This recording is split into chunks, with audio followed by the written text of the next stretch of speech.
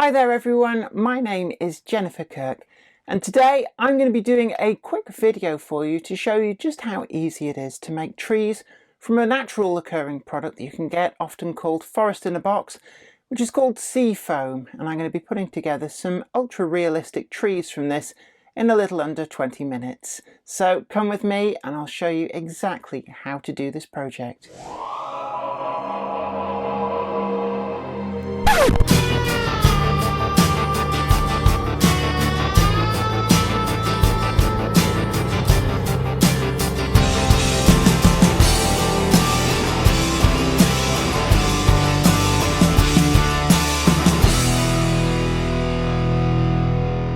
Seagrass can be bought in a lot of forms, most commonly forest in a box, and it's a great product. As you can see in its bare form, it does actually look a lot like trees, which is why it has found favour amongst modelers to represent trees of various sizes and types. But out of the box, well, it doesn't really look quite right. So the purpose of today's video is to show you how to transform this into something more akin to a representation of a tree on your layout. Now the product itself comes, I believe, from Scandinavia and grows wild there. It is a real plant, and in its dried form like this, one thing you have to be careful about is that it does go a little bit brittle. So as you can see, there's already a couple of pieces there falling off. Now do keep these, they make great smaller trees, but it does mean you have to be ever so careful when handling this stuff because you don't want it to literally come apart in your hands. You can paint the trunks if you want with a more bark-like colour, but actually representing something like, I don't know, silver birch, that light colour is actually pretty good in my eyes. So there are many different things that you can do with it, but at the end of it all, do remember that it can be quite fragile. That makes it a little bit more difficult to use on portable layouts, but if you've got a permanent layout, then this is really the perfect natural product to be able to represent trees. I'm just going to put that to one side. I've got it in a little clamp there, which are great for just holding things so you can keep your hands free, and if you want to just leave stuff to dry, that's great too. Now, in the interest of keeping this nice and cheap, what I've done is I've got an old box. It's actually a box that came from some mail order supplies, and I've cut the flaps on the side down. I've used some masking tape to hold up some of the other flaps, and that's a cheap and rudimentary spray booth, and that just stops some of the sprays that we're going to be using on this product from going everywhere. We want to really kind of keep things focused, keep things neat.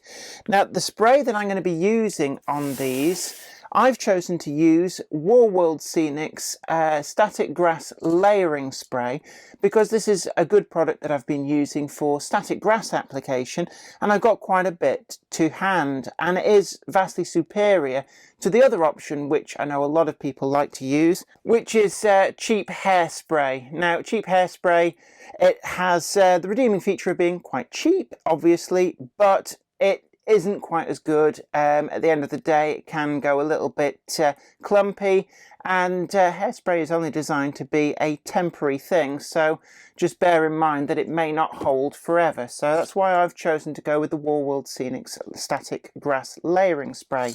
I've also chosen a number of other products. In this instance, these have also come from Seanic's, and these are going to be the foliage. Other manufacturers do make similar great products, so it's really a case of using whatever you have to hand or whatever your particular preference is. Now I've gone for some different shades of green, and my thoughts with this is that texture and variation of colour are really important. So I've got 5 different greens, and these I've gone for some fairly big granules, so they're the light green foliage is something that you know, they're quite a big granule in there, and I think that's going to be a great representation of leaf clusters on the tree. And we've also got some much finer scatter here. Again, still got a good texture to it, and that's the olive green scatter, but it just gives that little extra variation in the actual molecule sizes to just kind of build up a more natural foliage effort. Finally, I'm also going to experiment with red flowers. Now this is the finest of the scatters and it's quite a garish red, but I've been looking at a lot of trees that are out and about at the moment. They're coming into flower, a lot of blossom, and I thought it might be nice to put a hint of blossom or flowers on one of these trees. So I'm going to be experimenting with the red flowers. Now what I'm going to do with this is hold it over the spray box that we've made. It doesn't really matter if this gets messy because quite frankly, it's expendable. Shake up the static grass layering spray and just carefully spray that in.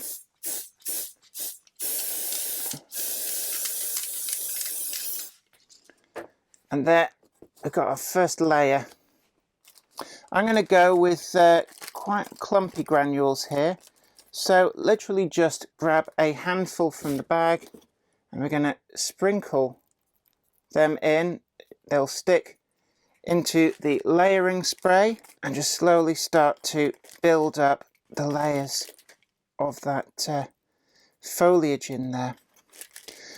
I've seen some people just put these in a box, spray them up, put them in a box with all the different scatters and then shake them up. Now, I'm always wary about this. I've seen some good effects done like that and I've seen some bad effects as well. So I prefer a level of control, in all honesty with you. And we're going to apply a little bit more of the lacquering spray. That just helps build up these different layers. I'm going to move on now to the next colour.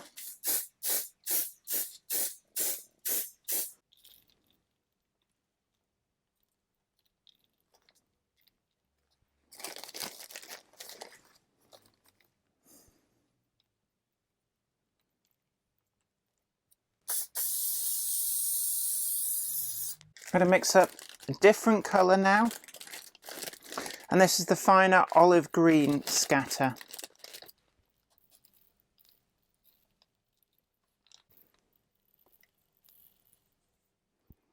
And these finer granules kind of fall into the tree and give a sense that there's something else within the structure rather than just on the outside.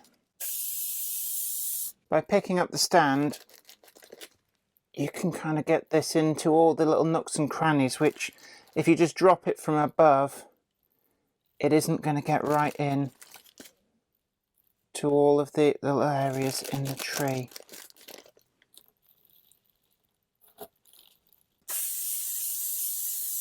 Just keep on building up the layers. And this is where just shaking it up in a box sometimes doesn't really quite cut it. You don't get the same variance of colours and textures. Just using some of this scatter at the bottom. It's mixed in with some of the layering glue, so you get more clumps out of it.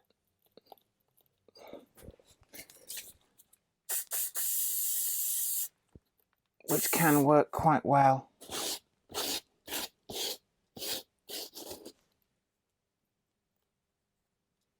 As you can see, we're already starting to build up something that looks a lot more tree-like than what we had with the basic product. I'm going to move on now and try another different colour. I'm just putting to one side the ones I've already used. And let's get some dark green foliage onto these. So just give them another quick blast over with the spray. You do go through a lot of the spray, but I think you'll agree the effects justify it. Colours, textures, this is what's really important. And as you do different trees, major on different colours. Real trees tend to have a little bit of a preference to a certain colour, each of them slightly different, and that's how you build up the variety on your layout. I'm going to go back to very light colour. I'm going to try this algae scatter which is a very light scatter. It's light in colour and quite small granule sizes. And these particular trees, I'm wanting to do them so they look a little bit more spring-like. So they've got the blossoms on. It's a lot more colour in spring, I find, with trees. Give them a little bit of a blast just to make sure. And now there we are. What we've got is some actually quite nice trees that have been built up. There's a lot of glue on there from the spray. That will set relatively quickly. What I want to do now is add in the red flowers, and this is going to be quite a subtle dusting. We've got all the deep leaves and everything into these trees. The flowers on the trees do tend to be more towards the outside. That's something I've noticed. Do study real trees just to get a feel for how they look. So with this, what I want to do is just get a small amount. I'm going to spray it over the trees, get a coating of the spray, and then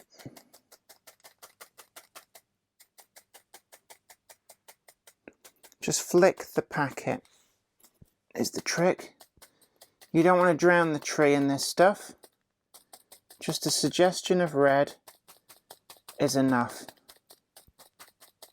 And I think that is going to be absolutely enough.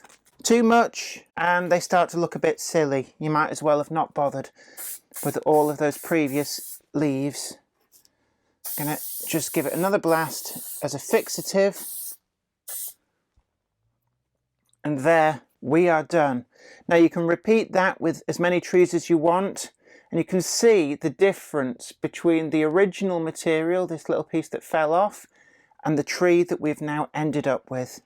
It's just simply a case of giving them a few minutes to dry, and then you can mount them on your layout using the usual method. I favour something like a jeweler's screwdriver, push it into the scenery, and then the stalks of the seagrass does just push in with a little bit of glue, and there you have it, your perfect tree ready to go. And this has taken less than 20 minutes from start to finish, and it's pretty easy, but all in I think we've got a really great product, and it's really easy to do. I hope that video was informative to you, and I hope that it has inspired you to go away and create some tree masterpieces of your own. It's really easy, and actually it's confidence is the key. All of this is just confidence. You just got to tell yourself that you can do it and you will succeed. But until next time, this is me, Jennifer Kirk, saying take really good care of yourself. Bye for now. Today's video is sponsored by Trainomatic, makers of DCC decoders designed to be fully compatible with every manufacturer's locomotive. Visit train-o-matic.com to browse the full range and see what they've got suitable for you.